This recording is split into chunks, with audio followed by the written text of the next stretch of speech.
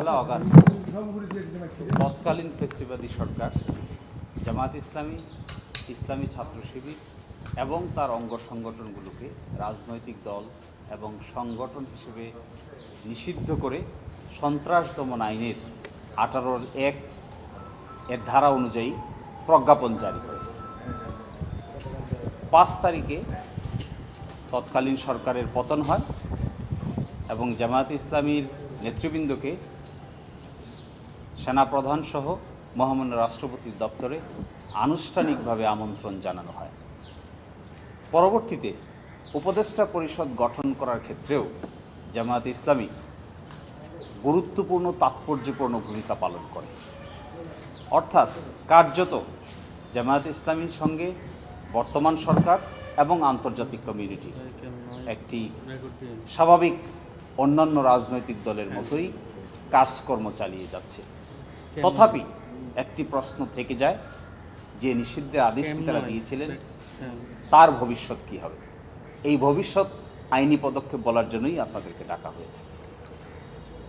এই বিষয়টি মাননীয় প্রধান উপদেষ্টার দপ্তরে বিস্তারিত আলোচনা হয়। বিস্তারিত আলোচনা হওয়ার সাপেক্ষে আইনজীবীকে দায়িত্ব দেওয়া হয়।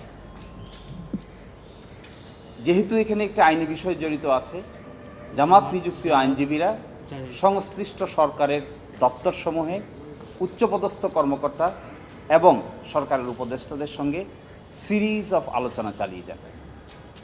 এক পর্যায়ে কি আইনি পদক্ষেপ নিলে পরে এই জিনিসটি সলিউশন করা সম্ভব, এর অংশ হিসেবে আমাদের পক্ষ থেকে আমরা স্বরাষ্ট্র মন্ত্রণালয়কে রিকোয়েস্ট করা হয়।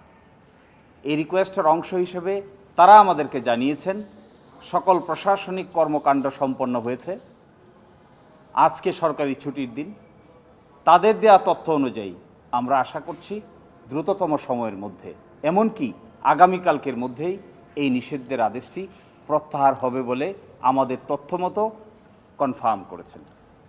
আমরা মনে করি যে আইনি পদক্ষেপ আছে, সেই আইনি পদক্ষেপ অনুযায়ী জামায়াত ইসলামী পথ চলতে চায়। আমাদেরকে আইনজীবী হিসেবে আমাদের কর্মকাণ্ড হলো সন্ত্রাস দমন আইনের 19 ধারা এবং সন্ত্রাস দমন আইনের 18 ধারা অনুযায়ী পরবর্তী পদক্ষেপ কী হবে এটি বাতলিয়ে দেয়াই আমাদের কাজ। আমরা তা করেছি, আলোচনা হয়েছে, ফলপ্রসূ আলোচনা হয়েছে। আশা করি আগামীকাল অথবা দ্রুততম সময়ের মধ্যেই তারা আরেকটি প্রজ্ঞাপন জারি করে অতীতের জারি করা প্রজ্ঞাপনটি বাতিল ঘোষণা করবেন। তখন আপনারা নিশ্চয়ই এ ব্যাপারে বিস্তারিত জানতে পারবেন। নিবন্ধনের বিষয়ে কি করবেন আপনারা? আচ্ছা, কোন গ্রাউন্ডে বাতিল করেছিল, কোন গ্রাউন্ডে আপনারা প্রত্যাহার চেয়েছেন? জি, বাতিল করেছিল যে কয়টা কারণ, তার মধ্যে সর্বশেষ কারণ ছিল যে তাদের কাছে, তৎকালীন সরকারের কাছে নির্ভরযোগ্য তথ্য আছে যে জামায়াত ইসলামী এবং তার অঙ্গ সংগঠনগুলো সন্ত্রাসী কর্মকাণ্ডের সঙ্গে জড়িত। অথচ কী ধরনের সন্ত্রাসী কর্মকাণ্ড, কী সেই সন্ত্রাস, কী সেই অ্যাক্টিভিটি, এই মর্মে কোনো ব্যাখ্যা তৎকালীন সরকার দেয়নি।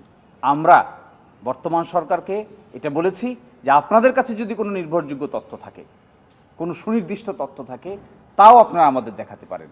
বস্তুত অর্থে এটি একটি কথার কথা, শুধুমাত্র একটি গণ অভ্যুত্থানের কর্মকাণ্ডকে ভিন্ন দিকে প্রবাহিত করার জন্যই এই ধরনের পদক্ষেপ নেওয়া হয়েছিল বলে আমরা মনে করি এবং বর্তমান সরকার প্রশাসন সবাই এই কথা মনে করে। আপনারা এটা আদালতে না যে সরাসরি কেন প্রজ্ঞাপনের মাধ্যমে? কারণ হলো সন্ত্রাস বিরোধী আইনের বিধান আছে 19 নম্বর ধারা অনুযায়ী আদালতে আসার আগে সংশ্লিষ্ট সরকার কিংবা সংশ্লিষ্ট কর্তৃপক্ষই এই ব্যাপারে পদক্ষেপ নিতে পারেন। যেহেতু সন্ত্রাস বিরোধী আইনের অধীনে নিষিদ্ধ করা হয়েছে, সেজন্য আমাদের সকল পদক্ষেপ সন্ত্রাস বিরোধী আইনের 19 ধারা অনুযায়ী নিতে হবে। সরাসরি আদালতে আসার প্রশ্ন নাই। এই জন্যই এই কাজ যারা নিষিদ্ধ করেছে তারাই এটি প্রত্যাহার করতে পারেন, এই ক্ষমতা আছে।